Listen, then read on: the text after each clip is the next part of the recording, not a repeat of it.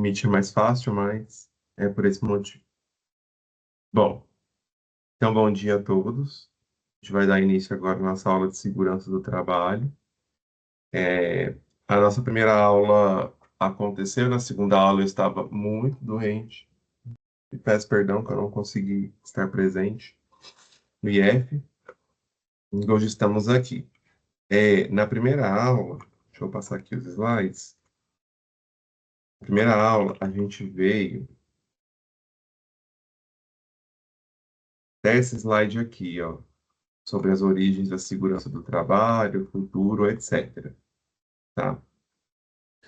A segunda aula, que eu não estava, eu deixei gravado o conteúdo dela no YouTube para vocês assistirem, que vai do slide 21 até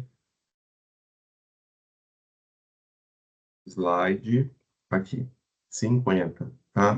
Tá disponível no YouTube, eu mandei o link para vocês, né? Vocês receberam, correto?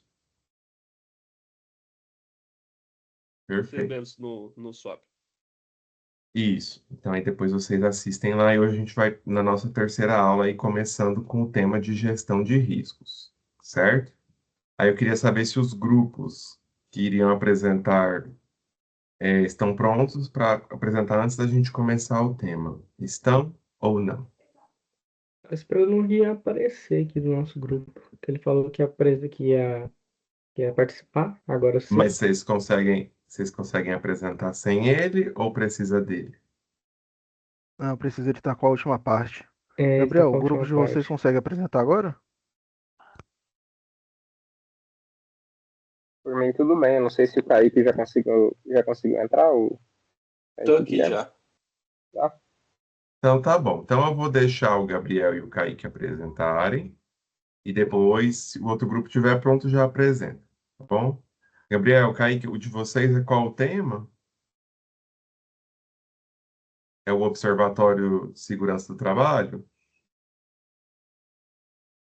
Tá Tô fechado seu falando Isso, microfone. isso. mesmo, era do Smart Lab lá. Tá, vocês querem compartilhar a tela ou não precisa? Não, não, porque a tela eu acho que era mais os gráficos e também o site, por exemplo, do Fundacentro. Então é tudo. Todo mundo tem acesso a isso aí. É só dar uma Então olhadinha tá lá bom. no Então, SSP. então tá bom, podem Manda, começar manda, então. manda o link aí no chat. Tá.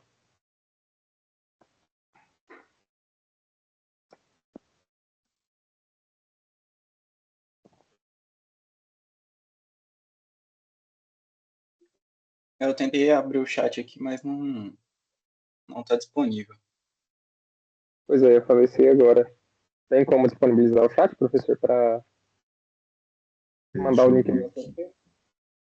Deixa eu ver se eu consigo. Acho que eu tenho que tornar vocês apresentadores. Vê se você consegue agora.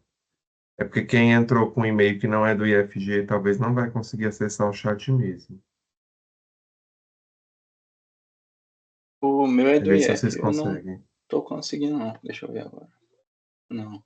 Tenta O meu já agora. não é do Não? IF, não. Então eu não nem consegui Ah, acessar. então apresenta a tela se vocês quiserem. Eu já deixei. Isso eu sei que dá.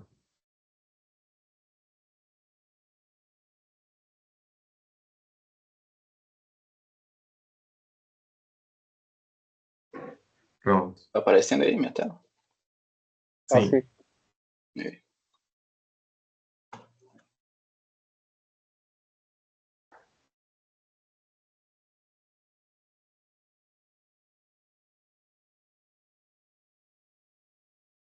Pode mandar lá, professor? Pode? Tô esperando. Estamos esperando. Então, tá show. Bom dia a todos, né? Desculpa aí o atraso e a desorganização. Online é sempre assim, né? Sempre uma surpresa. Bom, a gente vai falar um pouquinho sobre Smart Lab. O que é o Smart Lab? Ele é como se fosse uma plataforma de visualização e de gestão, assim, gestão entre aspas, né? Para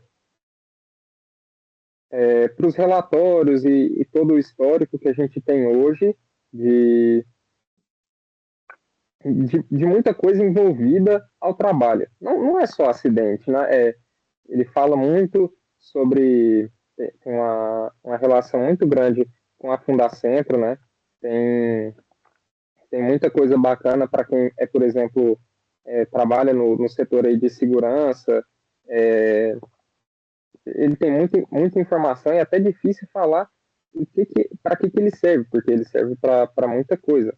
Né? Tanto é que eu vou falar um pouquinho no final dos municípios de atendimento prioritário, e o Kaique vai falar um pouco sobre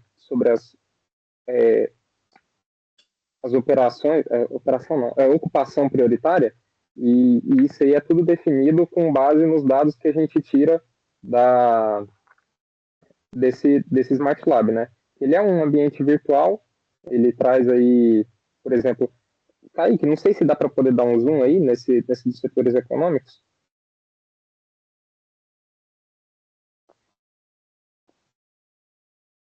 Tá. Eu não consigo ver os números ali, vou tentar abrir aqui no meu PC.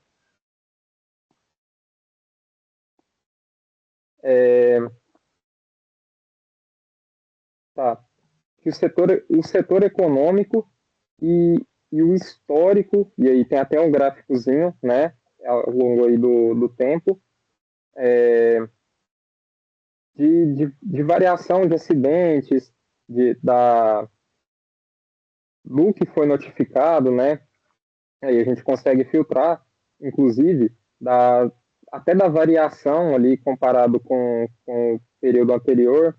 Essa parte aí eu peguei um pouquinho com pressa, que era o conteúdo que o Guilherme iria apresentar, mas tá tranquilo. E aí, por exemplo, a gente consegue ver ali que a primeira área é de atendimento hospitalar. Então é um pouco, acho que a gente tinha até mencionado na aula passada, né? É até um pouquinho irônico, né? A área hospitalar tem um registro muito alto de acidentes e um registro muito alto aí de notificação, né, ao Ministério, agora eu esqueci, MT, se eu não me engano, MTI, vou dar uma olhada aqui rapidão.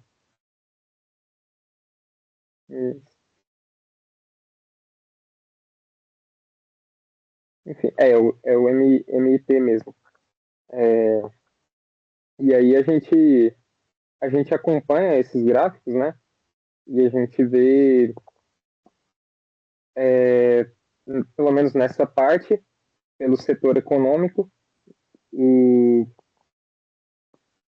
como se fosse uma gradação, né? A gente acompanha, assim, por exemplo, vou pegar aqui, um que teve um aumento grande, foi restaurantes e outros estabelecimentos de serviço e alimentação, né? Ali com um aumento de quase 20%. Não sei se dá para ver aí, o Kaique encontrou? Tá lá, mas para baixo, um pouquinho. Ele tem 21,4%.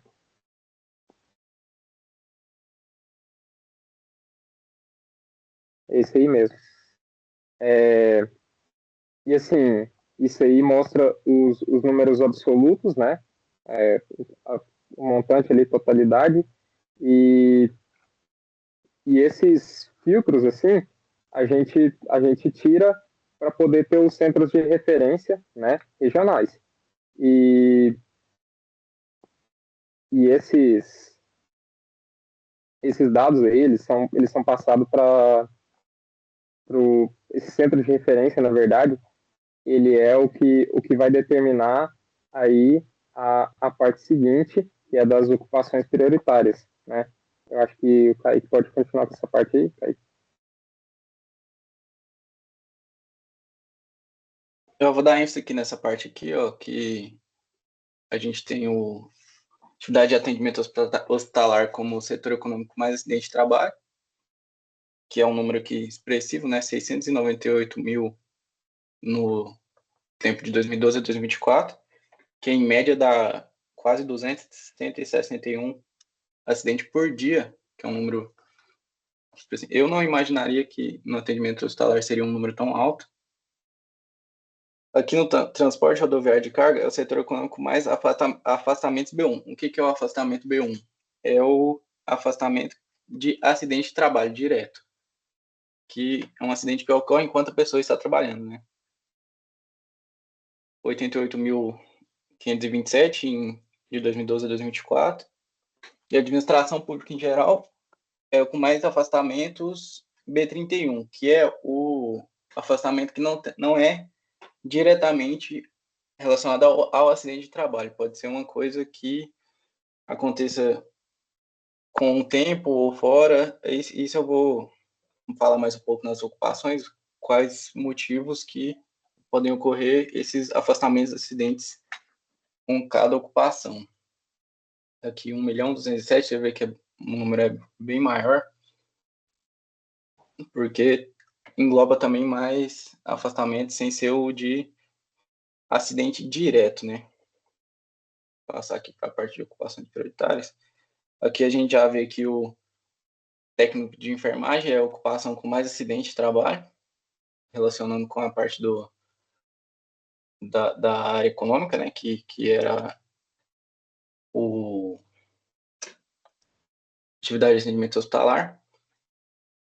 Tem aqui um total de 396.000 no mesmo prazo, né? De 2012 a 2024. Tem o alimentador de linha de produção, que é o com mais afastamento B91, que a gente... Esse até é mais entendível, talvez, se a gente fosse chutar, pensar em um que teria mais, seria a pessoa que trabalha na linha de produção ali mesmo, com 191.000. Aqui a gente tem um faxineiro com mais afastamentos B31, que é esse que não é diretamente o acidente exercendo a função, né? Eu vou falar um pouco dos principais aqui que a gente vê, que é o técnico de enfermagem, alimentador de produção, servente de obras, motoristas de caminhão, rota regional ou internacional e trabalhador de limpeza e vendedor, entre outros aqui, né? Nessa parte eu preferi, ao invés de dar ênfase nos números em si, de a gente ficar olhando números e gráficos aqui, a gente pensar mais na questão de o que causa esses setores, essas ocupações estarem com os números mais expressivos aqui, né? Por exemplo, alimentadores de linha de produção, eles trabalham diretamente com máquinas, equipamentos industriais, o que faz com que o risco de acidentes deles sejam maiores, né? No caso de serventes de obras, eles são expostos a riscos como quedas, impactos de materiais e eles exercem um esforço físico intenso, né? Então também aumenta é um motivo que aumenta o gráfico deles. Motorista de caminhão, além do risco de acidente, que é o que a gente associa rapidamente, né? Existe desgaste físico causado por longas jornadas de trabalho, né? Todo mundo aí conhece que histórias e histórias de essa parte de motoristas que trabalham horas assim que às vezes a gente nem acredita, e isso pode causar mais ainda esse tipo de afastamento, tanto o B91 por causa de acidente, quanto o 31 por causa de coisas indiretas. Na limpeza ou comércio, pode estar relacionado ao esforço repetitivo ou a movimentos que acabam causando dores musculares e lesões ao longo do tempo. Que aí é mais o caso do B31 também, que a pessoa não acontece o acidente na hora do trabalho, mas ela faz aquilo tantas vezes e é um esforço repetitivo e intenso que ao longo do tempo causa um problema de saúde, alguma coisa, e ela tem que ser afastada por causa desse problema de saúde. No caso da enfermagem, ela tem o que é um que eu achei interessante, né, que eu não pensaria nele de cara assim. Tem contato direto com o paciente, que é uma coisa que agrava, né?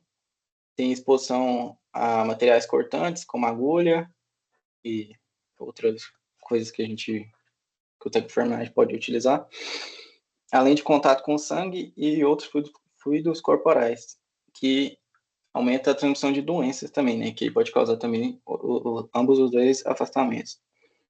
E no caso da enfermagem que também entra, que é o que entrou no caso do caminhão, que é rotina intensa, que tem grande jornada de trabalho e grande volume de atendimento. Isso aumenta o risco de ambas as duas concessões, né, que é o B91 e o B31. Mas é isso, os principais é contato direto com máquinas, atividade que exige esforço físico e ambiente de trabalho perigoso, movimentos repetitivos que causam aí ao longo do tempo, né, que é mais o B31, e longa jornada de trabalho também, que a gente vê que até se repetiu em mais de uma dos casos. Essa parte é isso, o Gabriel pode finalizar agora. Bom, valeu, Kaique, brigadão. Inclusive, o Kaique ele já introduziu a gente aos códigos. E eu vou falar um pouquinho especificamente desse penúltimo que ele mencionou, que é o B91. O B91, ele é um dos que determina não, ele engloba os afastamentos acidentários que tem período superior aos 15 dias. O que isso influencia? Bom, isso aí é o maior determinante para os municípios prioritários. O que são esses municípios prioritários? São municípios que eles vão receber, eles têm, na verdade, uma lista de critérios técnicos, né, socioeconômicos também, né, e o grande determinante disso aí é não só a quantidade de acidente, mas a quantidade de afastamento também, que vai gerar o quê? Mais monitoramento, vai ter uma maior quantidade assim de necessidade de acompanhamento técnico, profissional, né, para as empresas que exercem serviços ali naqueles lugares. E um negócio interessante, e não carrega esse parte de municípios prioritários aí, ela demora muito para carregar.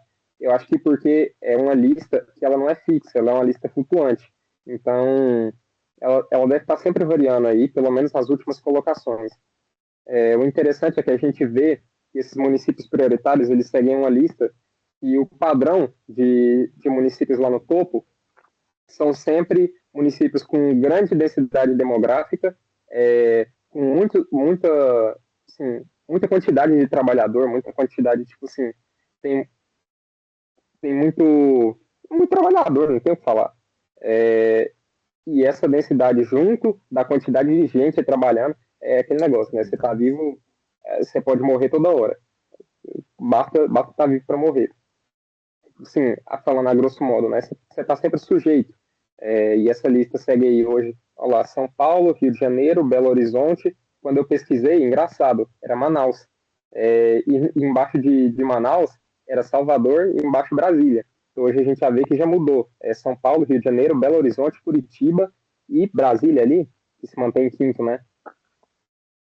Tem como dar um zoom aí nas quantidades de afastamento? Não, né? Só tem os acidentes totais aí, né? Dos acidentes. Enfim. E aí eu vou dar uma olhadinha mais num outro aspecto, que é o quê? É um aspecto, assim, organizacional, né?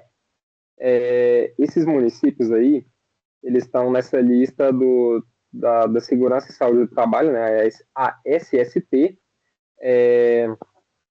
e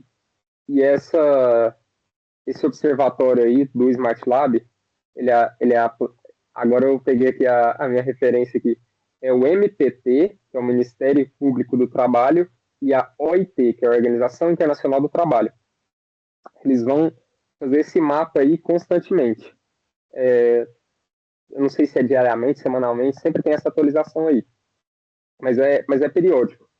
Deixa eu ver se eu peguei aqui a referência, acho que não, do prazo para atualização.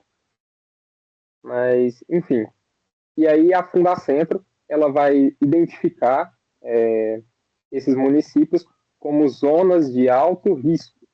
E aí vai ter tudo aquilo que eu falei antes, que é maior fiscalização para esses municípios nas áreas prioritárias, novamente.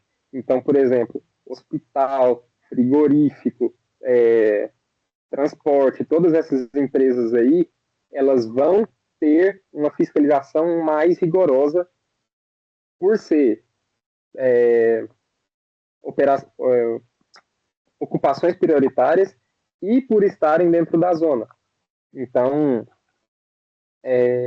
isso aí tudo é como se fosse um ecossistema, né? Onde um afeta o outro, como se fosse ali uma função com muitas variáveis, né? E aí, definindo um pouquinho a Fundacentro, que é a instituição realmente que define Kaique, esse. só interrompendo rapidinho, é porque já passou bastante do tempo, aí se você puder estar finalizando. Não, então já vou só pincelar aqui a Gabriel e Fundacentro. Kaique, tá bom, tranquilo.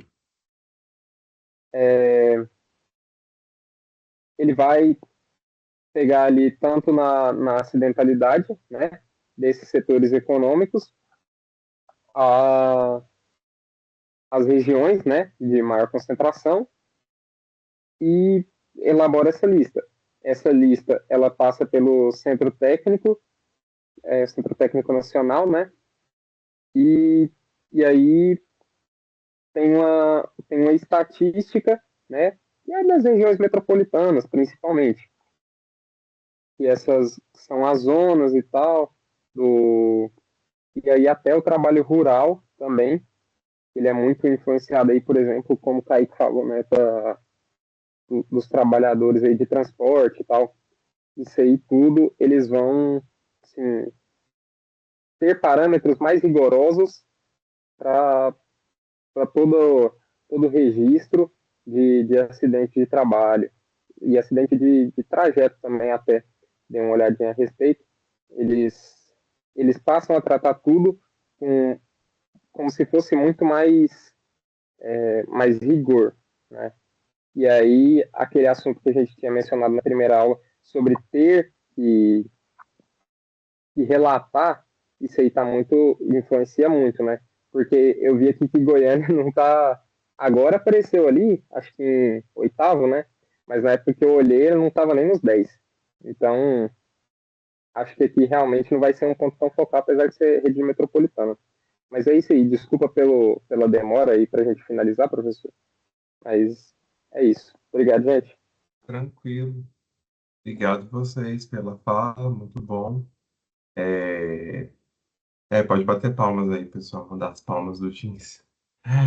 As reações. Muito bem. Se for para destacar só um ponto, falta só a concisão mesmo, tá? Mas a apresentação foi boa, tá bom, pessoal? Então, o observatório aí de SST, ele é bem interessante, ele tem vários dados. Conforme a gente já tinha conversado um pouco, né? Depende, claro, do registro, né? Mas lembrando que esse registro ele é obrigatório por lei. Então, quando uma empresa não faz, né? Então, eles estão descumprindo a lei, né? E, inclusive, na aula, eu estou dando essa disciplina em dois cursos, né? No outro curso, inclusive, o pessoal falou que na empresa deles, eles falavam que não ia reportar algumas coisas para os funcionários, né? É um absurdo, né? Tá dando a bala na mão do atirador. Enfim, mas é um descumprimento legal, né? Muito bem. Vou pedir para o outro grupo apresentar agora sobre o artigo que tem os marcos da história da segurança. Aí vocês podem falar, meninos. Não sei se vocês vão apresentar, se precisa tornar apresentador ou se vocês só vão falar. Não, a gente vai Eu apresentar. queria compartilhar a tela. Tem como? Então, eu vou. Sim, vou deixar. Peraí. Aqui dos anos. Eita, Kaique, esse sol aí do seu lado aí, meu irmão. Rapaz. É, guerreiro. Quem mais? Os dois Kaiques, mais alguém? E o Rian. E o Rian. Eu. Tá bom. Vamos lá. Podem ir, tá liberado. Consegue compartilhar a tela da apresentação, cara? Sim, consigo. Obrigado. Pode começar, professor? Tá mutado.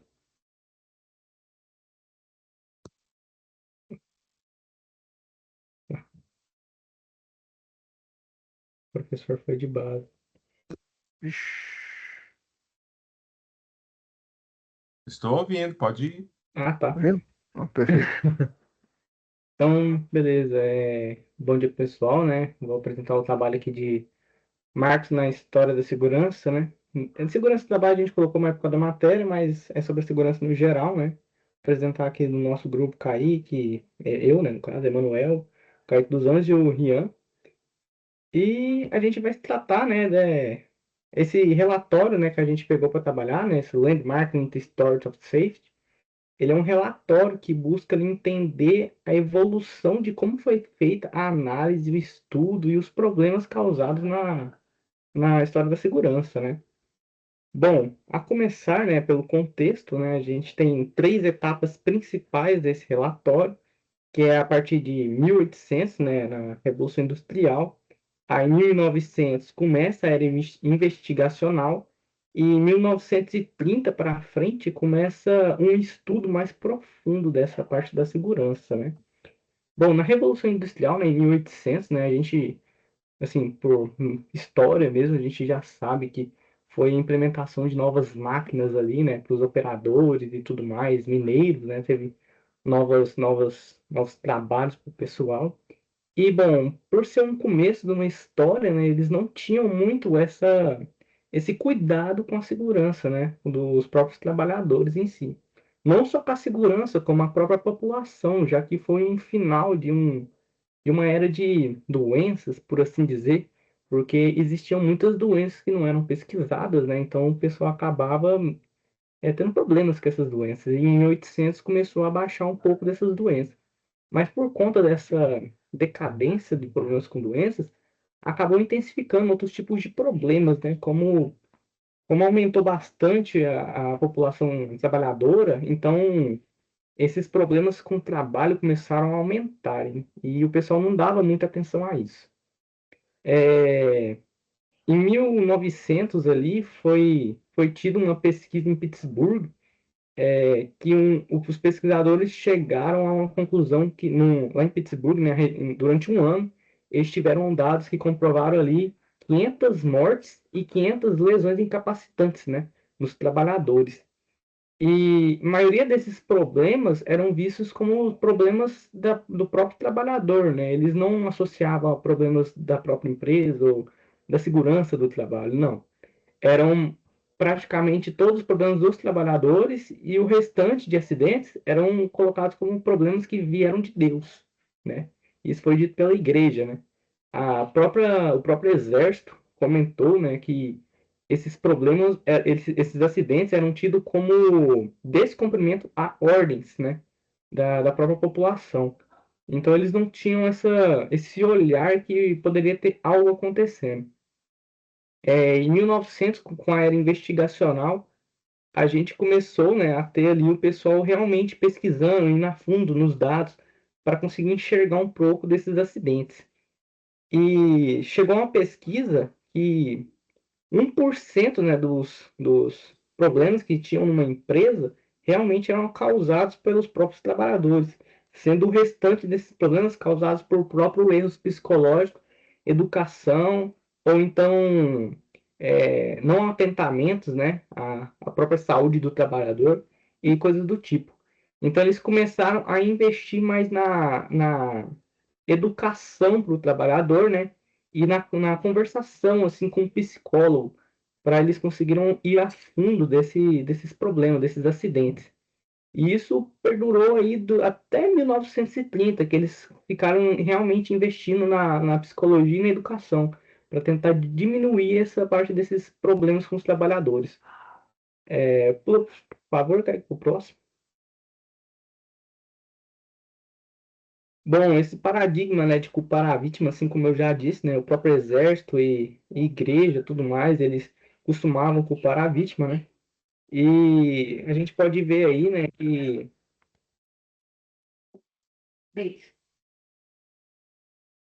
perdão, eu tava só falando tchau com a tia minha aqui.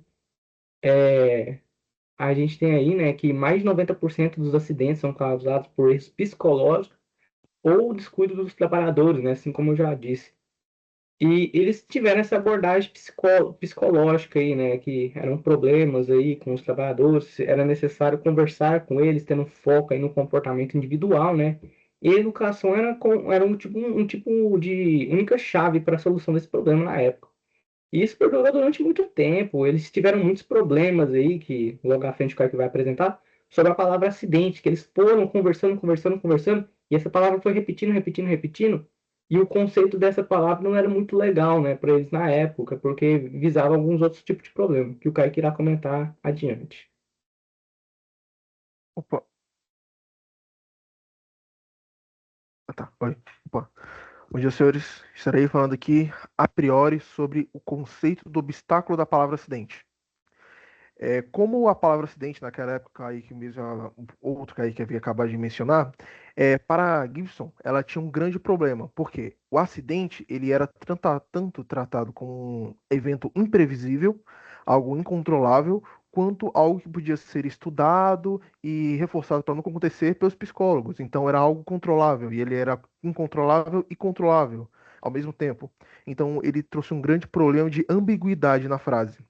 Então, o próprio Haddon sugeriu abandonar esse termo. Aí, tanto a medicina quanto a engenharia, eles adotaram o termo lesão, porque nós não precisávamos mais catalogar os acidentes infinitos que ocorriam. A gente tinha que catalogar e entender o que causou dano físico àquele trabalhador, no caso. O controle da energia. O próprio Hudson, depois de definir isso aí, ele fez vários estudos e ele definiu duas formas, a forma principal de ocorrer acidentes, que era o problema da energia. A lesão resulta da transferência anormal de energia ao corpo em quantidades que excedem seus limiares. Aí ele estava mais dizendo sobre energia em excesso. Primeiro eu vou falar sobre a interferência na troca. Quando, por exemplo, a pessoa era sufocada, afogada, inalava alguma substância, isso daí impedia que ela trocasse energia com o ambiente. Quando o ambiente estava com muito CO2, por exemplo, ele não conseguia trocar energia. Então ele morria por causa disso. Ou sofreu alguma lesão por causa disso. E o segundo ponto que o Haddon também analisou foi a energia em excesso, que era a causa da maioria das lesões, como alguma queimadura, algum impacto, queimadura fria ou queimadura quente, quebrar algum membro, fraturar algum osso, próprio algum parafuso, perfurar a cabeça e morrer. Isso aí eram tudo formas de excesso de energia no corpo. E esse excesso acabava fazendo os acidentes. No caso, são as energias mecânicas, térmicas, elétricas e químicas. E com isso veio o Hugh de Haven. Eu não consigo fazer esse nome direito, desculpa. Ele trouxe as bases experimentais para o controle de impacto, junto aos controles da energia que trouxe o Hudson, aí veio ele. Ele analisou, inclusive ele mesmo sobreviveu a uma queda de avião, por isso que ele começou com isso. Ele analisou várias sobrevivências de queda de avião e viu que não era uma questão de sorte, mas uma questão de transferência de energia. Ele definiu também que o corpo humano consegue tolerar até 200 vezes a gravidade se a força for distribuída transversalmente. Se for localizado, como geralmente é, a pessoa, infelizmente, ocorre, né? E, embora muitos desses estudos, ele chegou perto da fórmula de Gibson, porém ele não conseguiu chegar no controle de fato da energia. Ele controlava mais o ambiente, não a energia em si. E junto com o Hugh veio o John Stepp. O John Stepp era um general do exército e ele usou o poder para fazer vários experimentos. Ele fez experimentos de treinar os foguetes, bem extremos experimentos, com animais, bonecos de testes e voluntários humanos, para medir os limites biológicos junto aos estudos do Hugh. Inclusive, depois desses estudos, o Hughes solicitou mais estudos porque ele precisava de mais dados com impactos em ambientes absorventes, impactos em paredes absorventes, não locais físicos, e também um estudo sobre a diferença do impacto em crânios, fraturas cranianas em crianças, mulheres, homens, adultos e, afim, uma gama maior de pessoas. Inclusive, o John Stepp, ele provou que modelos físicos poderiam sim substituir humanos em medições de segurança, porque ele fez medições em humanos e fez medições em bonecos e definiu que era a mesma coisa. Então ele também trouxe mais segurança até nesse ponto. Agora, a parte de questão de percepção de estímulo vai ser com o Rian. Rian? Bom dia, gente, tudo bem? Gente, eu vou estar passando aqui para vocês um pouco sobre a teoria ali do James Jerome Gibson, né? Praticamente todo mundo vai conhecer ele por Gibson. Ele que foi, digamos assim, o psicólogo ali, pai da teoria da percepção, né? Então foi ele que dedicou a carreira dele todinha à percepção dos estímulos, né? De como as pessoas observavam o ambiente em que elas estão inseridas ali, né? Na época dele. principalmente sobre percepção visual e também de movimento ocular, né? Então, o estudo dele foi totalmente voltado a verificar ali como as pessoas percebem o ambiente que está ao redor delas. Ele também, em 61, publicou um artigo onde ele propôs uma ideia muito interessante, que foi até citado agora atrás pelo Kaique, de que as lesões acontecem quando há transferência de energia para o corpo humano acima do que ele consegue suportar. E aí essa energia pode ser de diferentes tipos, como ele citou, né? Mecânica, térmica, química ou elétrica. É algo até que a gente pode ver hoje, observando assim, num artigo de certa forma mais antigo, eu observo que é um dos conceitos hoje da higiene ocupacional. Porque na higiene ocupacional a gente tem a distribuição de 5 riscos, né? Que são físicos, químicos, biológicos, de acidente e ergonômico. Então, basicamente, eles foram desenvolvendo isso e chegaram ao que é hoje. Então é muito interessante a forma com que lá no passado, então assim, 1961, eles já estavam com essas ideias na cabeça ali de percepção de ambiente, de questão de controle de energia que o colaborador está exposto ali, tá? Uma contribuição importante de Gibson foi diferenciar os dois tipos de energia: a energia que estimula os sentidos, permitindo perceber o ambiente, e a energia que danifica o organismo, que é o que causa as lesões nos colaboradores, né? Então, vamos supor um exemplo aqui, é a questão de uma energia na qual uma pessoa fica exposta que excede o limite do corpo humano. A gente pode citar o ruído. O ruído a gente sabe hoje que a faixa dele é a de até 85 decibéis, então assim, excedeu 85 decibéis, já passou o limite de tolerância com que o corpo humano suporta, né? Então foi basicamente nesse sentido de que ele, assim, é algo muito antigo, eles provavelmente nem pensavam isso lá na época, porém é algo que hoje, observando, a gente percebe que foi, assim, uma escada, né? Eles foram de degrau a degrau até o que é hoje. Pode passar o slide, Kaique. A partir dessas ideias aí que o Gibson propôs, muitos pesquisadores ali começaram a aplicar o conceito de controle de energia no sistema de prevenção de lesões. Então, eles trouxeram, né, um sistema fail-safe, que são sistemas que são projetados para que mesmo quando algo vai falhar, o sistema continue funcionando dali de forma segura. Um exemplo ali bem prático que está até no slide, a questão dos airbags, apoio de cabeça, painel acolchoado para absorver e conter energia. Então, assim, a gente não prevê um acidente de carro. Claro, isso é imprevisível. Porém, caso aconteça, a gente tem um sistema na qual, se ocorrer um acidente, a pessoa vai se proteger, vai minimizar as lesões, né? Então, aí que entra a questão do airbag, né? Alguns apoios, até mesmo a questão que a gente pode trazer ali sistemas internos de veículos, né? Então, antigamente, os caminhões mesmo é um bom exemplo. Os caminhões, eles tinham muita vibração, né? Aquela vibração ali com o tempo ia, de certa forma, danificando a saúde de um trabalhador. E com o tempo eles foram desenvolvendo sistemas de amortecimento ali para a cabine do caminhão, amortecedores, e hoje já contém essa energia, né? Também houve mudança na infraestrutura das estradas, né? Um exemplo foi a substituição de postes rígidos por barreiras que absorvem impacto, diminuindo a gravidade dos acidentes quando um carro sai da pista. Então, assim, não teve uma mudança só no que a pessoa opera ali, vamos dizer, igual o carro. Teve mudança também no ambiente para que ambos andassem juntos, tornassem ali um ambiente seguro, né? Então, a engenharia previu isso. Pode passar o slide, Kaique. Quem tem um papel essencial na aplicação dessas ideias foi o William Hardon, tá? Ele, em 66, ele foi nomeado pelo presidente Lyndon Johnson, né? Como o primeiro administrador na Agência Federal de Segurança no Trânsito dos Estados Unidos. A partir dessa posição, o Hardon conseguiu transformar conceitos científicos em políticas públicas, criando os primeiros padrões federais de segurança automotiva.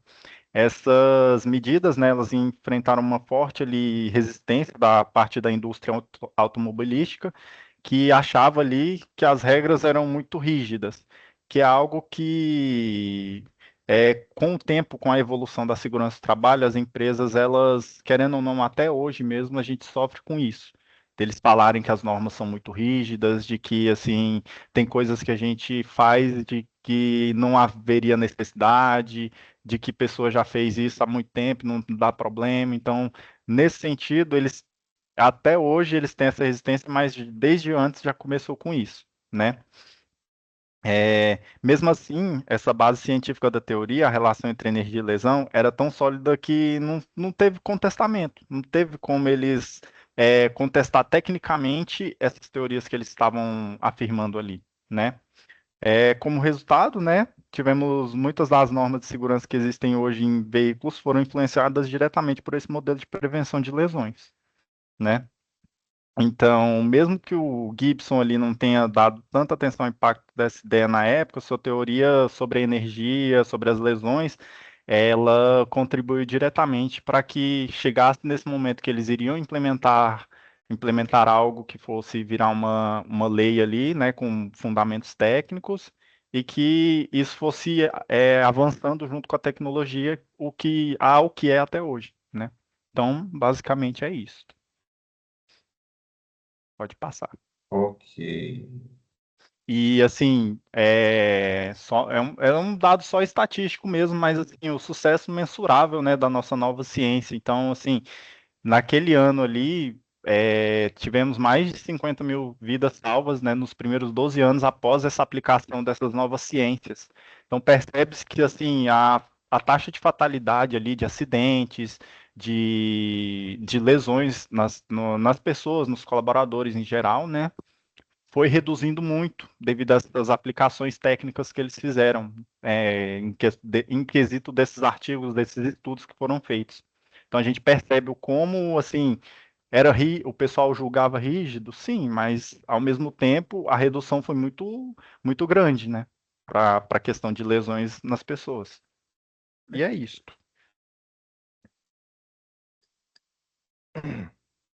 Basicamente aqui só finalizando que o papel do engenheiro da segurança é garantir bom, tudo dê certo, né? Que ninguém saia morto no final das contas.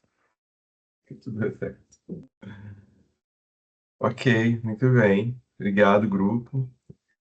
Bom, é um artigo, como vocês mencionaram, né? Ele é. Quer falar, Kaique? Não, senhor. Né? Porque É eu tô verdade. confundindo em Eu bater tô. palma e levantar a mão aqui. Não, mas eu também devia as palmas aí. Parabéns pela apresentação. Que é um tema interessante, a gente vai querendo falar, né? Mas como vocês mesmos mencionaram, é um artigo antigo, né? Digamos assim, início do século passado, né? Começou esses estudos aí. Então, é aquilo que eu tinha comentado na primeira aula também, né? A segurança do trabalho, ela é uma ciência recente, né? Essa ideia de estudar a segurança, né? E tudo mais. A gente está falando de airbag no carro, que hoje para a gente é uma coisa assim, impensável, né? Você vai comprar um carro, você nem pergunta se tem airbag, você já conta que vai ter airbag. E para essa galera aí, foi colocar um airbag era o sofrimento, porque o pessoal da indústria não queria pôr airbag, encareceu o produto, ia vender menos. Não, o próprio Ia ser público um item a deixou isso muito mais. difícil, né? Oi? O que é? O próprio público foi contra isso, tanto a questão, por exemplo, dos cintos, o público mesmo Claro, detestava. sim. Então, assim, tem todas essas questões, né? E aí, esse é um ponto interessante para a gente enquanto engenheiro, porque muitas vezes as nossas decisões, os nossos estudos, eles vão ser técnicos e vão contrariar as pessoas, né? E aí a gente vai ter que ter equilíbrio e discernimento e sabedoria, né, no certo sentido, para saber até que ponto, digamos assim, é um preciosismo. E eu estou usando essa palavra com muito medo, porque se a gente for olhar nesse estudo aí dos airbags, por exemplo, não era nada de preciosismo, né? Mas para poder gerenciar, né, essas forças opostas, digamos assim, da segurança. Inclusive é o tema que a gente vai conversar um pouco na aula hoje. Então, parabéns aí pela apresentação. Eu vou seguir o conteúdo e no final da aula eu peço para mais dois grupos fazerem apresentações na próxima aula também, tá? Mas eu já mencionei no início, eu só vou repetir porque tinha gente que não tinha chegado ainda.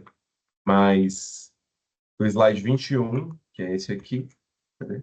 Aqui, até o 51, do slide 20 ao 51, que é esse, o 50, desculpa, tá no YouTube, tá? Aí vocês assistem, qualquer coisa a gente conversa na aula seguinte. E hoje a gente vai falar um pouquinho de teoria das falhas, que é bem em linha com esse estudo aí do Gibson, né? Na ideia principal, que é entender como que acontecem as falhas, né? Categorizar, separar, padronizar. Depois a gente vai fazer a análise dos riscos, né? Mas hoje a gente vai tentar caracterizar essas falhas, né? Então, o mecanismo de produção de danos num acidente, ele tem dois conjuntos de forças opostas: os fatores de risco e os fatores de segurança, a função segurança. Em algumas literaturas de segurança do trabalho, essa função de segurança ele vai ser chamado de fator controle de riscos, mas é a mesma coisa, né? É o que eu estava falando, né? Às vezes a gente vai fazer um estudo técnico de engenharia, você vai estar geralmente, né? Espera-se que você esteja nesse controle de risco. E aí vão vir forças opostas, que vão ser os fatores de risco, né? Que é o que você vai tentar combater, digamos assim. Então, quando a função de segurança deixa de cumprir seu papel, aí você vai ter uma falha. E, portanto, se executa uma atividade de uma maneira inadequada, podendo haver acidente, né? Então, o nosso papel enquanto engenheiro de qualquer área, ou engenheiro ou técnico de segurança, é fazer cumprir essa função de segurança. E aí a gente tem primeiro os modos que essa falha pode ocorrer. A gente tem a falha por omissão, a falha na missão, a falha por ato estranho, a falha sequencial e a falha temporal. Próximo slide, eu coloquei aí o que é cada um deles. Eu queria um voluntário para fazer a leitura aí dessas 5 falhas, desses 5 modos de falha. Opa. Bom, primeiro modo de falha, falha de omissão, quando não executa ou executa apenas parcialmente uma intervenção, tarefa, função ou passo. 2. Falha na missão, quando executa incorretamente uma intervenção, tarefa, função ou passo.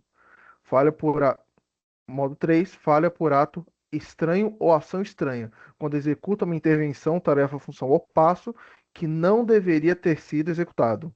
Quarta, falha sequencial, quando executa uma intervenção, tarefa, função ou passo fora da sequência correta. E falha temporal, quando executa uma intervenção, tarefa ou passo fora do momento correto. Perfeito.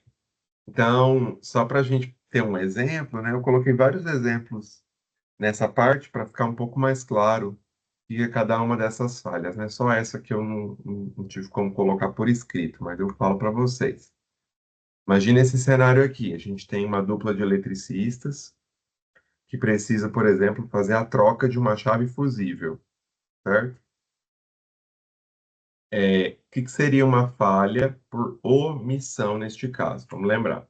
A omissão é quando ele não executa ou executa parcialmente a intervenção.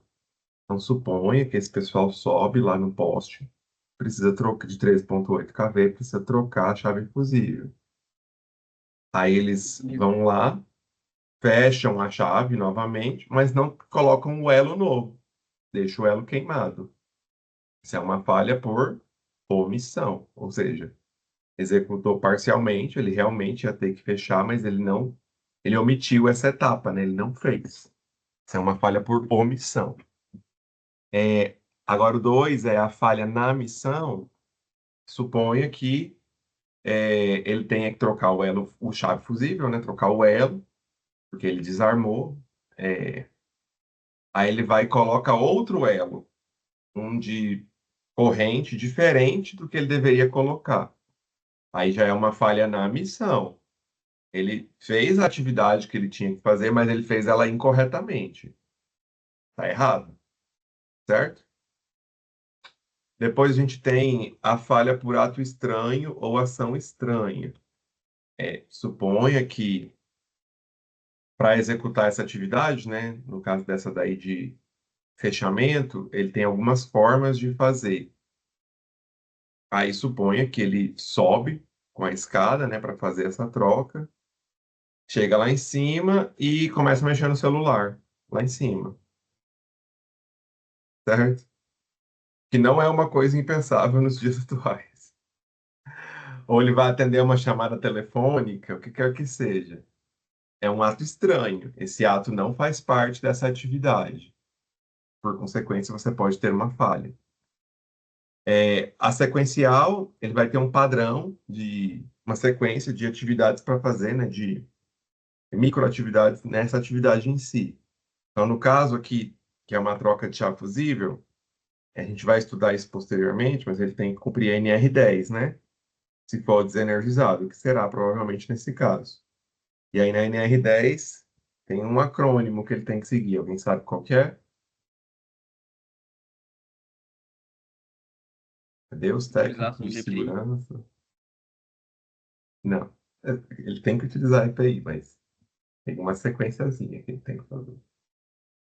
Deus técnicos em eletrotécnica. O Gabriel é técnico, não é, Gabriel? Técnica eletrotécnica. Tem mais gente aqui nessa turma que eu sei que é. Mas a eletrotécnica tem outra galera aí. Ah, tá. Cadê o pessoal, gente? Primeiro tem que isolar a área, Bom, né? Ao redor. eu acho que, em primeiro lugar, é a Aí, ó, análise, pronto. né? Não, a A análise gente é inicia antes da com atividade. Isso é é antes antes. da Eu atividade. tô falando assim, antes da atividade. Agora a gente está na atividade. Aí, nessa análise, deve-se identificar os riscos para que, Sim, na hora da execução, esses riscos sejam observados o tempo todo, até mesmo para a gente poder sim, mensurar o que vai utilizar de proteções, de equipamentos, sim. ferramental, e o que o uso dessas ferramentas podem ocasionar durante a atividade. Eu acho que Igor, o que você começa falou por tá aí, mas eu não tenho certo. certeza. Você falou, não, o que você falou tá certo, mas você só me enrolou. Ah, tá, o Fala, acrônimo, Gabriel. né? Vou Não, o falar. acrônimo Eu vou completo eu não falar. sei. Eu vou Ok. falar. Fica tranquilo. Fica Só, tranquilo. eu não sou eletrotécnico, né? Mas a gente passa muito por essas análises aí, na indústria, por exemplo. Vamos trabalhar, por exemplo, aí num túnel de correia transportadora. Aí a gente entra lá com uma lista do que você vai levar, do que você vai enfrentar, e Sim. aí a gente tem que dar a assinatura lá embaixo. A empresa, o Isso, o responsável nome. técnico. Isso, certinho. Isso aí tem nome. A gente vai estudar também. Sabe o nome, Gabriel? Você sabe. Você faz isso? Qual que é o nome disso aí? A gente depende da empresa, né? Tem empresa que chama APR, né? de APR, tem empresa que chama de ATR, que é Análise Técnica de Risco. Sim, Mas no muda geral uma letra, mas é a mesma coisa. É a APR, é a Análise Preliminar de Risco. Corretíssimo, perfeito. Isso aí tem que ser feito antes de qualquer atividade. A gente vai falar disso posteriormente. O que o Igor falou, inclusive, Igor, é exatamente isso que o Gabriel está descrevendo, né? É um formulário que vai ter toda essa análise, quais as possibilidades de falha, de riscos, né? E quem que está supervisionando aquela atividade. Vai todo mundo assinar, inclusive, o supervisor também, né? Mas no caso aqui da troca da chave fusível, como eu falei, é na NR10, já é previsto. Então, ele vai ter que fazer o acrônimo DICAS. A gente vai estudar isso depois, tá? Ele tem que Ah, tá, desligar que a rede. seria Ele tem que. Pode seccionamento e falar? tal. Desculpa, Interromper. eu Ah, te você já está interrompo. trocando. É, Fica tranquilo, pode falar de boa. Ele desliga, ele interrompe, ele constata, ele aterra e ele sinaliza. Ele tem que fazer as coisas nessa sequência para depois executar a troca da chave fusível. Se ele inverter a ordem, se ele interrompe antes de desligar, tá, se você tiver uma falha sequencial, que é a quarta aí, né? Então, nesse caso aí, por exemplo, né? Se ele interrompe antes de desligar, pode ser que na hora que ele vai interromper ainda está energizado. Ou seja, pode levar um choque elétrico, tá? Então é por isso que A sequência também é importante, né? E o quinto, o último aí, é a falha temporal. Então, imagina que ele está lá fazendo essa substituição, mas essa substituição de chave, né, de elo fusível, já foi feita. Então, na verdade, pode ser um problema temporal, né? Chegou para ele na hora errada, chegou com atraso, né, de forma incorreta. Deu para entender esses 5 modos de falha? Tranquilo? Deu? Tá bom. Bom, seguindo, a gente vai ter também, na teoria das falhas, os tipos de falha. Aí a gente tem falha técnica, descuido, a falha consciente e a falha composta. Aqui na falha técnica, eu não coloquei a definição, mas eu coloquei alguns exemplos. Acredito que com os exemplos vocês vão conseguir ter uma definição na cabeça de vocês. Queria um voluntário para ler esses exemplos. Eu me Falhas voluntarei, professor. técnicas. Então vai lá. Vamos lá, falhas técnicas. Uma pessoa seleciona objetos verdes e vermelhos, mas não consegue separá-los corretamente. Ela é daltônica. Então, recurso inadequado, homem físico. B. Após soar um alarme, um operador dispõe de 10 segundos para desligar um equipamento.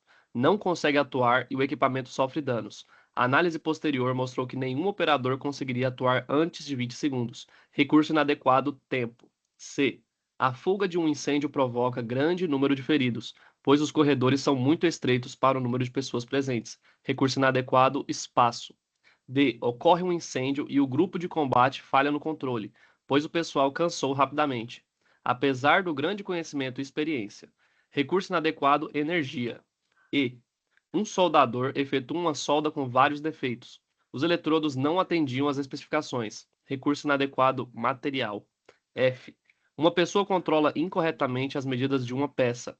A precisão requerida é de 0,1 milímetro e ela utiliza um aparelho com precisão de 0,5 milímetros. Recurso inadequado, equipamento. Tem mais. Quem vai ler os próximos?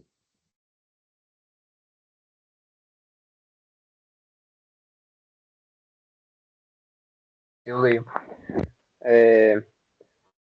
Falhas técnicas. Um homem atravessa a rua com. Opa, perdão. Esqueci onde que ele parou. É aí Pode- mesmo, pode- é nesse. Pode ir. Tá. Um homem atravessa a rua com sinal vermelho para pedestres e é atropelado. Ele nunca estivera em uma cidade. Recurso inadequado. Informação. A indicação de nível de um vaso ultrapassa 100% e o operador atua para reduzi-lo. A bomba que succiona o líquido entra em cavitação. A indicação era falsa e na realidade o nível estava muito baixo. Recurso inadequado. Informação. Uma dona de casa prepara um bolo e coloca fermento demais. O livro de receitas continha um erro. Recurso inadequado, conhecimento. Um operador abre a válvula quando era correto abrir abre a válvula A, quando era correto abrir a válvula B.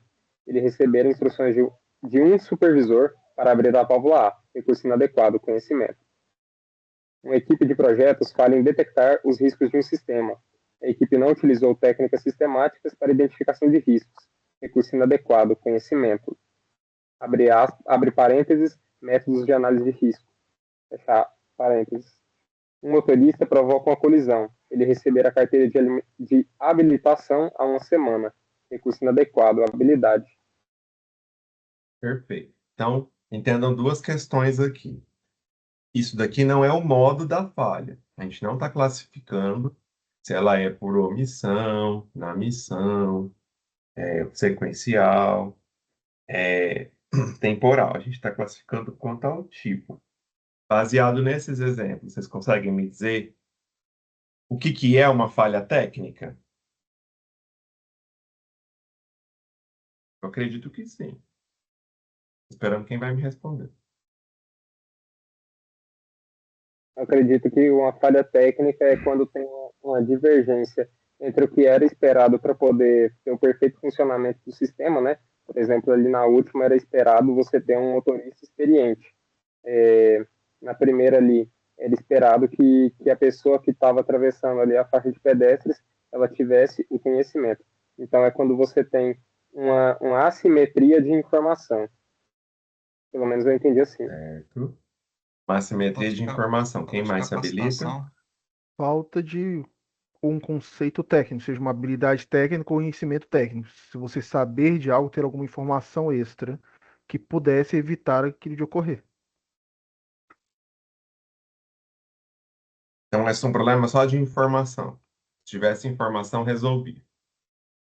Não é bem informação, é mais a informação na pessoa. Por exemplo, tem informação de engenharia elétrica, de como construir um prédio. Eu tenho informação, tá? Na internet. Mas se eu não vim fazer o curso, estudar, eu não vou ter essa informação em mim. Eu não teria essa informação.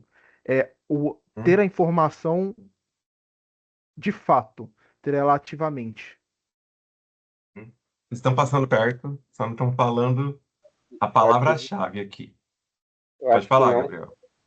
a informação, mas é a falta de capacidade de execução. Ok. A falha técnica é aquela falha. Quer falar, Igor? Vai lá. Eu acho que é quase a mesma coisa. Eu ia falar como inabilidade técnica ou Inabilidade. cognitiva, até física, né? Que algumas pessoas não têm isso para poder adentrar um ambiente de risco ou lidar com o risco. Ok. Arthur? Professor, pelo que eu vi aí, seria um conjunto dessas falha técnica pode ser analisada aí como um conjunto de todos esses erros aí, seja de conhecimento, informação, habilidade seria um conjunto, né? Não só apenas uma. Essa falha técnica aí vai ser o conjunto dessas inadequação de recursos. O Arthur já usou a palavra-chave. Fala, Kaique. Ah, não, já que já usou a palavra, mas eu tava pensando mais que seria alguma coisa da pessoa. O erro está na pessoa. Tudo isso daí foi caracterizado em alguma coisa que a pessoa estava errada. Um Mas erro você não acabou humano. de apresentar um artigo que os caras falavam que tudo era o erro da pessoa e que não estava Então, certo. O problema nem era a tudo troca de é o erro da energia. pessoa, mas algumas coisas, o erro da pessoa ocasionou a Mas você troca de acabou de energia. falar, Não é você acabou de 100%, falar que é tudo a mas pessoa. a Acabou falha de falar técnica, agora. nesses cenários aqui, o erro estava na pessoa. Ou a pessoa não era apta fisicamente, Não, ou não tinha energia suficiente. não. Olha aí, nesses exemplos mesmo, tem alguns que é tempo, é o espaço, é energia, É, material, isso. equipamento, tá? Acabou de apresentar, tá contraditório. Olha só, o que o Arthur falou é o mais próximo do correto. A falha técnica é o seguinte: todo equipamento, toda situação, ela tem uma, digamos assim, condições normais de ocorrer. Então, é quando a gente tem uma atividade que está ocorrendo normalmente, porém, algum dos recursos para essa atividade é inadequado. Então, é isso mesmo, é uma inadequação de recursos. Vocês citaram os vários exemplos aí, né? Humano, né? Até o Kaique citou agora. São esses exemplos mais aqui embaixo, né? Dessa segunda parte. São todos informação, conhecimento, né? Mas se você pegar os primeiros exemplos, deixa eu voltar aqui, aí já não são, porque o alarme, ninguém consegue atuar ele antes de 20 segundos. Então, o problema é o tempo. O problema não é a pessoa que está operando, nem o som do alarme que não dá para ouvir. O problema é que o tempo dele não é o suficiente. O corredor é um problema de espaço, né, de projeto. Então, tem várias dessas falhas técnicas, né? Geralmente, quando a gente está... Vocês vão reconhecer essa fala. Quando a gente está, sei lá, no imprevisto, aí você está arrumando, sei lá, um equipamento de audiovisual, de som, um computador, aí ele trava, ele dá errado. Aí o que que você fala? Que é uma falha o quê? Fala, Instrumental. Kaique. Não, você não fala que é instrumental, poxa. Você fala que é uma falha técnica, não é? Opa, pessoal, falha técnica aqui. O que que você quer dizer com isso? Que o seu recurso, que é o equipamento, ele não está adequado para a situação, né? Então, é uma frase que a gente usa mesmo, né? Que a gente não reflete tanto. Então, Eu falo isso é do a falha bucho mesmo. técnica. Eu imaginei que você estava falando. É uma inadequação do recurso para a situação normal que ele deveria estar atuando, certo? Então, essa é a ideia da falha técnica. Pode ser humano, mas pode não necessariamente ser humano. O exemplo F é um dos que acontece muito nas empresas. Muito. A pessoa precisa medir, controlar com precisão de 0,1 milímetro, mas a empresa só te dá com meio. Como que isso vai ficar certo? Não tem como, né? Precisão que É, você precisa não está de acordo com o equipamento. professor, aí o senhor, por exemplo, a Uhum. questão F, o senhor caracterizou a diferença de em 0,1 milímetros para 0,5 milímetros. Mas, por exemplo, uma empresa que eu trabalhava, eles não tinham cabo de fazer chupeta em carro. Então, eu tinha que pegar uma bateria que estava vazando, que a gente guardava na assistência, levar até o carro e deitar ela com duas chaves L para conseguir fazer corrente para conseguir ligar. A Isso chupeta. seria uma falha Uhum. técnica? É,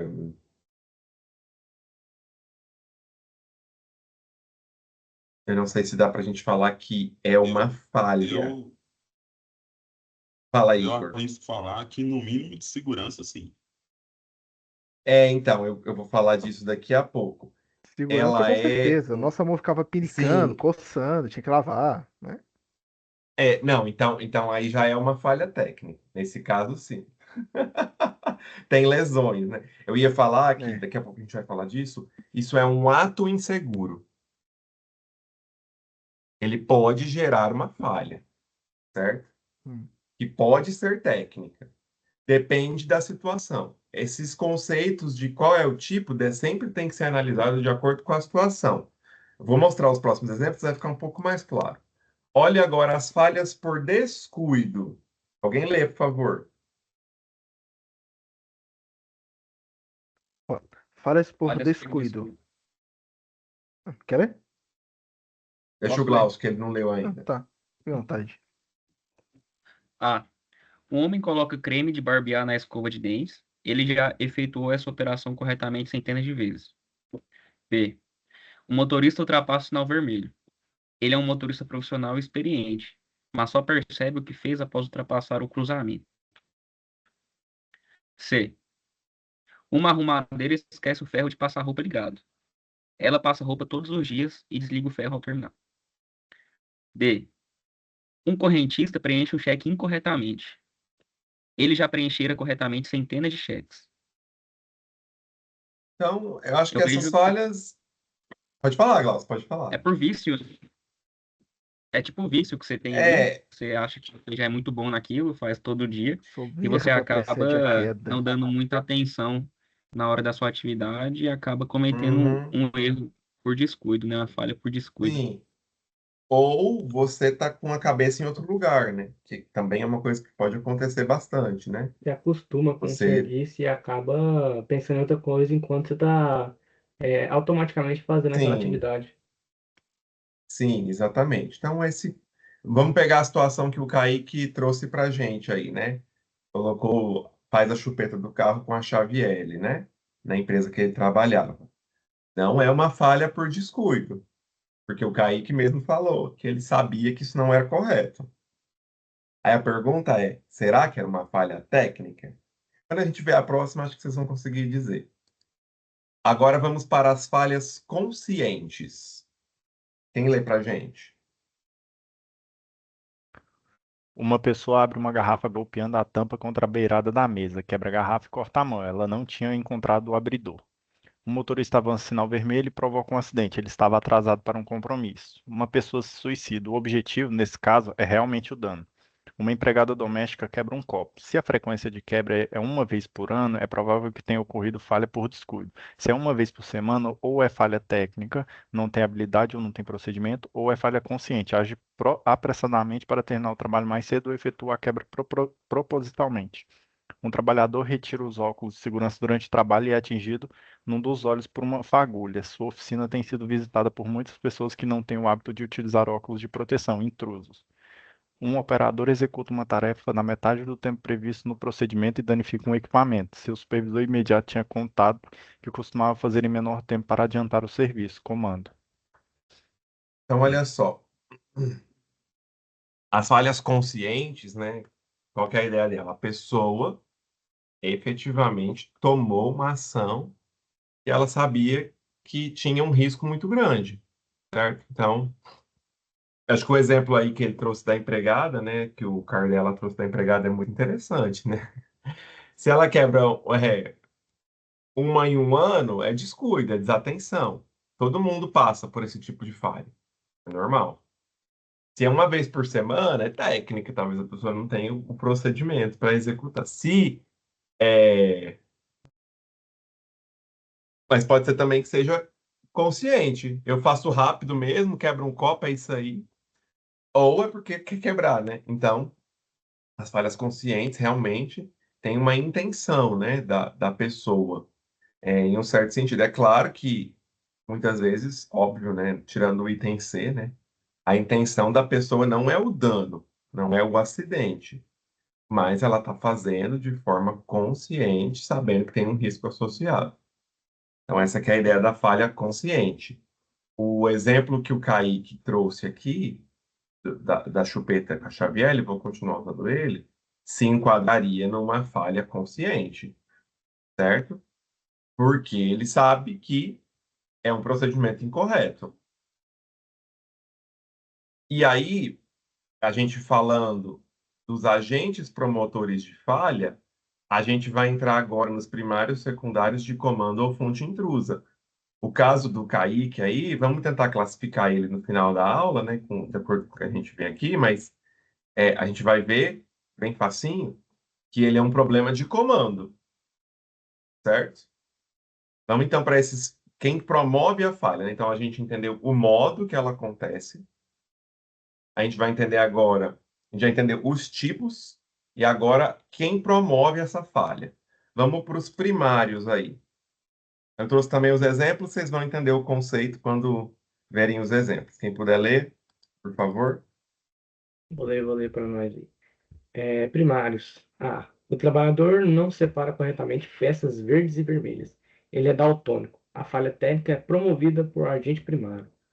B. O trabalhador esquece de executar a tarefa.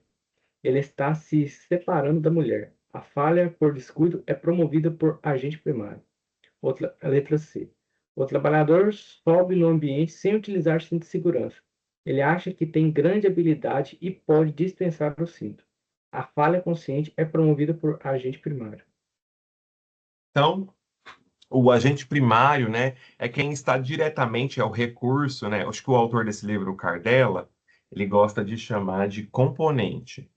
Componente está diretamente envolvido na atividade. O componente pode ser o trabalhador ou pode ser o recurso material, tá?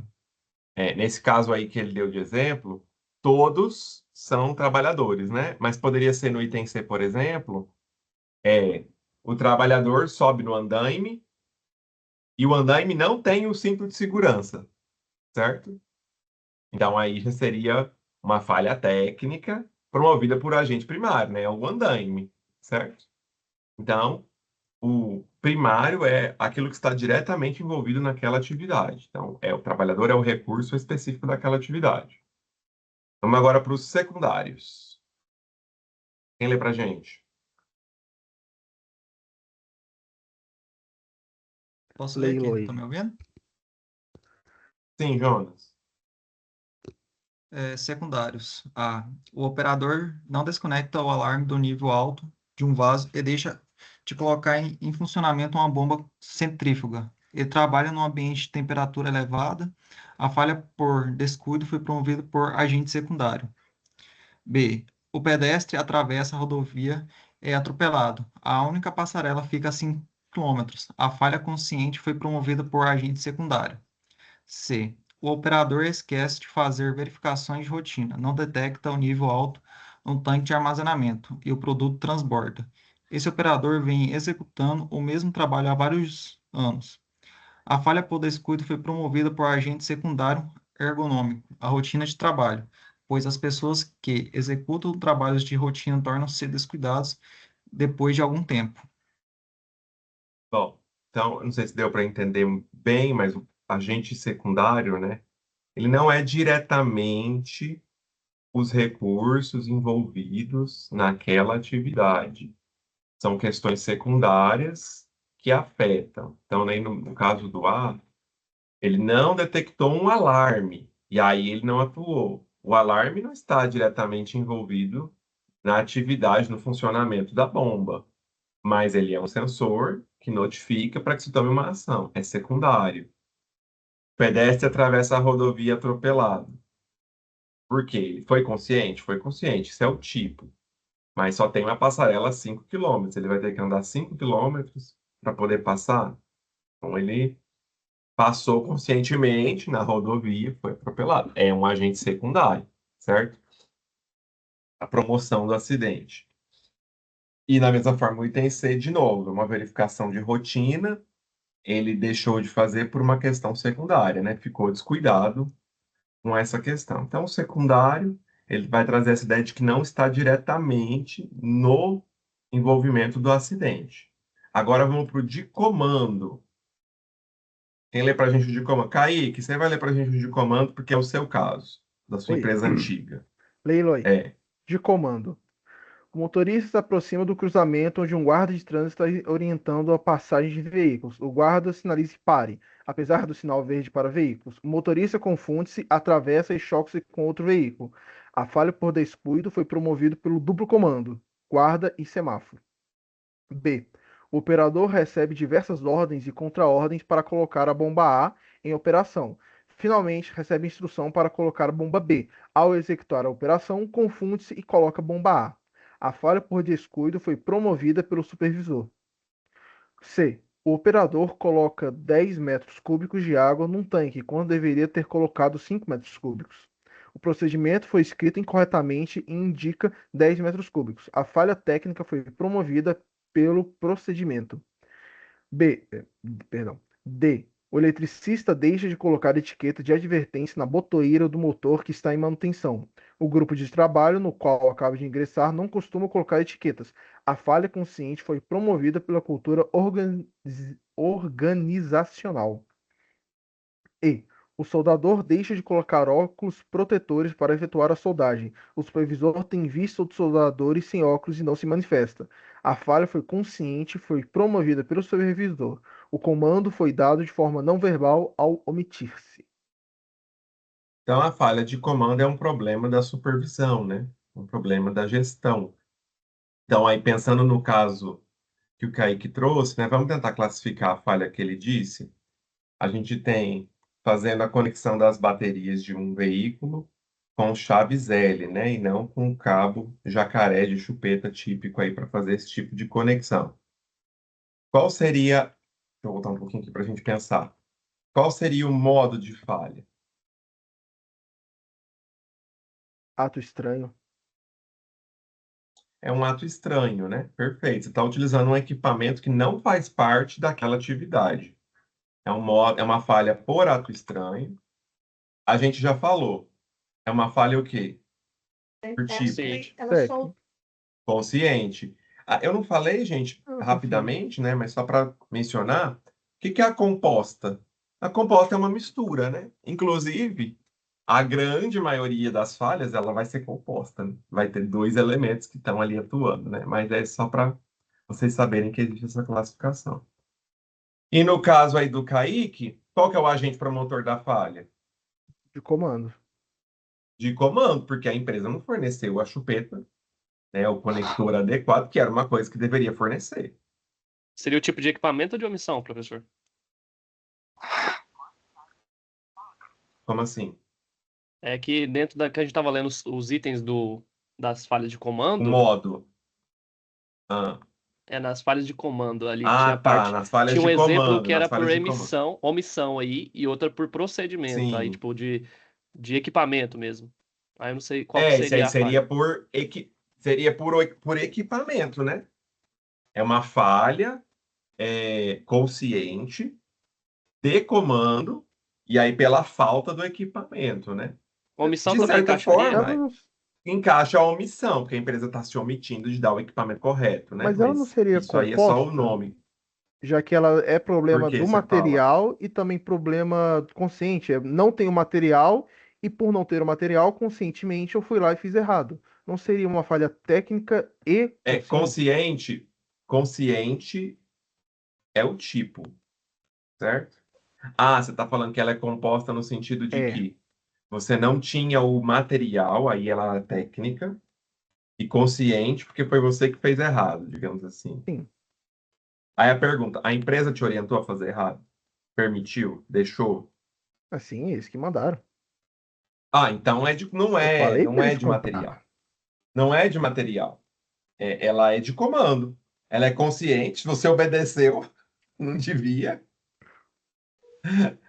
e ela é de comando.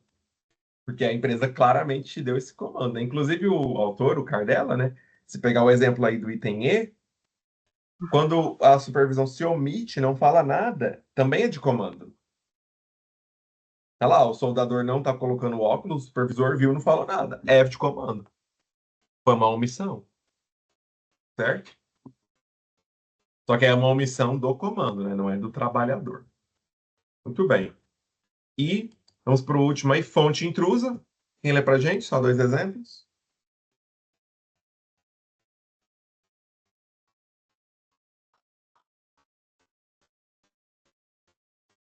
Por Posso fonte ler? intrusa. A. Se quiser ler, eu já li, pô. Não, manda bala aí. Tá bom. A. O operador elimina etapas do procedimento para ganhar tempo e provoca um acidente. Um colega de outra área tinha feito sugestões, dizendo-se experiente no assunto. A falha consciente foi promovida pelo colega. B. O operador comete erros ao controlar um painel. O operador comete erros ao controlar um painel durante uma emergência. Ao saber da emergência, várias pessoas haviam chegado para ajudar com sugestões, atordoando o operador. A falha por descuido foi promovida pelas pessoas que não faziam parte do sistema operacional, inclusive gerentes da área. Gente, isso aí acontece muito em empresa. Nossa, bem complicado. Inclusive, um dos trabalhos de semana que vem que vocês vão apresentar é sobre esse assunto aí. É a fonte intrusa, né? O colega não tem que legislar sobre como você faz uma atividade, tem que ter um regulamento da empresa ou um supervisor, um instrutor, alguém que vai te falar como você faz, né? E o item B aí é a situação de emergência, né? Todo mundo quer dar um pitaco. E tá todo mundo errado, provavelmente. São fontes intrusas, não são fontes confiáveis de informação. Eu ia só responder o Igor, porque ele fez uma colocação interessante ali atrás, né? Que é aqui. Isso aqui está na aula que está no YouTube, tá? Que é o segundo tema de segurança do trabalho, depois vocês vão ver lá. Mas aí pegando o exemplo do Kaique, né? De conectar a chavinha ali na chupeta, ele ainda não foi uma falha, né? Aliás, ele foi uma falha porque tem uma lesão os trabalhadores, né? Ficou com a mão aí pinicando, né? Tem uma lesão. A Então, lesão foi essa pela bateria estar rachada, a não bateria que pelo. vocês utilizavam como Sim, era carga, né? bateria Não a pela chave em silício. si. Exato. Tem, tem, É, tem tantas camadas aí para analisar, né? Então, Perfeito. Então, qual que é o ponto que é interessante? A gente tem essa classificação porque nós podemos ter um ato inseguro, né? Que está aqui a condição insegura, que é isso que você estava fazendo, né? Estava utilizando a bateria rachada com um conector que não é correto. Ele pode se tornar um incidente, que aí é um evento não planejado, as mãos coçando, certo? Um problema de saúde, que pode virar primeiros socorros e pode virar um acidente. Ou ele pode ser um near miss. Ele é um incidente que não resultou em ferimentos, mas ainda é um incidente, né? Aí depois eu dei esse exemplo na aula que está no YouTube, vocês vão ver lá, né? Então ali você tem um machado dentro da equipamento de socorro a incêndio, né? De prevenção a incêndios ou de combate a incêndios. Você tem uma pessoa que está indo lá para abrir esse material, que deve estar utilizando nenhum tipo de vestimenta, né? De combate a incêndio. Aí já é um ato inseguro. Aí você tem um near miss, olha lá, a pessoa abriu a porta, o machado não caiu no pé, não machucou. É um quase acidente que a gente chama near miss, tá? E aí do outro, a pessoa realmente se machucou. Então, o caso aí do Kaique, né? Pegando o exemplo que ele deu, né? Nós temos uma condição insegura, nós temos um ato inseguro e nós temos um near miss e incidente, que é as mãos pinicando, né? que não gerou primeiros socorros, mas é um incidente, né? Teve um evento não planejado causado aí para os colaboradores. Então, basicamente, a ideia da gente classificar essas falhas, né? Deixa eu voltar aqui para onde a gente estava, só para a gente encerrar a aula, é a gente entender como que elas acontecem, porque é assim que a gente vai combatê-las. Então, só para exemplo bem simples, a gente vai chegar nisso depois.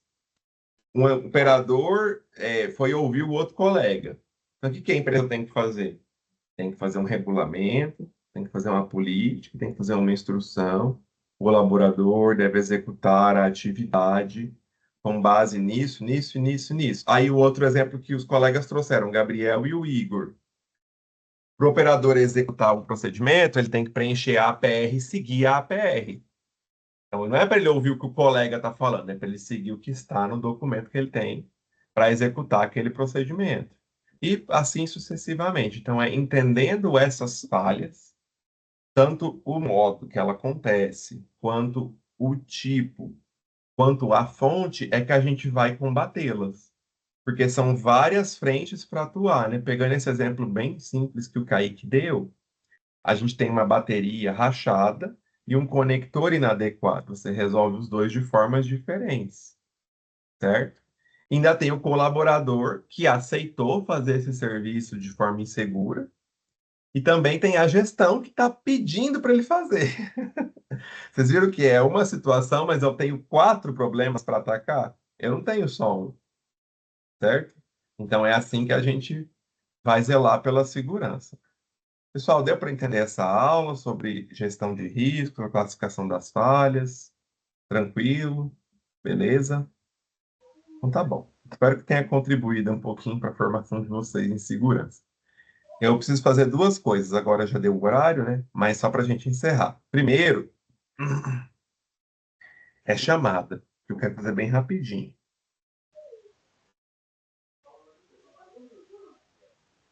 E o segundo, da a tela. chamada eu posso fazer em paralelo. Eu pensei isso, mas deixa eu fazer aqui já, porque depois a gente se perde um pouco, aí só para a gente também já ter controle aqui. Mas eu quero 2 grupos para apresentar na próxima aula. 2 grupos de 3 pessoas. Quero saber quem se voluntaria. Lembrando, pessoal, esses grupos, para quem falou na primeira aula, tem que preencher lá no Moodle, tá? Você pode preencher depois, mas lá no Moodle tem uma seçãozinha grupos, você vai lá e coloca o seu nome, com você como membro de um dos grupos. Aí eu quero 2 grupos voluntários. Coloquei o meu lá no grupo C, lá, marquei lá. Eu não tô lembrado Tá quem eram os sozinho, integrantes. Jonas? Eu não lembro quem eram os integrantes, você Você colocou tem... lá na sala da última vez. Mas tem gente, então, Aí é pra no ter. seu grupo. Você Só consegue não lembro quem é. localizá-los, falar com eles? Ou não? Não, teve só uma aula, não conheço ninguém ainda. Então, um grupo que... Igor, você já tem um grupo? Você se voluntaria? N- Não, não tenho. Eu me voluntario. Ah, tá. Estou sem Ah, grupo tá. também, se tiver vaga ainda em voluntaria. Eu também não tenho grupo. Pessoal, então formem um grupo, 2 grupos aí bem rapidinho, vai lá no Moodle, formem os grupos pra Tem gente mais alguém aí que deu distribuir 4 os pessoas só? trabalhos. Aí tem mais gente aí nesse grupo?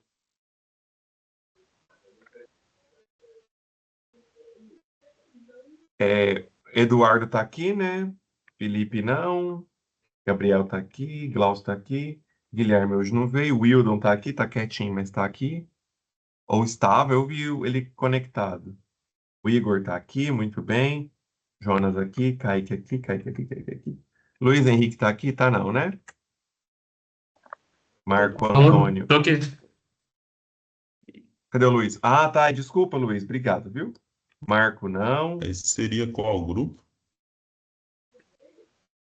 Marco, não. Acho que é o 3 do Já Jonas. tendo aí, só um minuto. Moisés, não. Acredito que foi os grupos A e B que tem lá no Moodle lá, que Não. do Caio, Tá os 2 Kaique aí. Isso, o grupo A é o meu, mais o do Kaique. O B deve ser o do Guilherme, não sei. Uai, eu tô no A também. Só Então desmarcar sai lá. aí. Só desmarcar. Marca em outro. Marquei o C ali.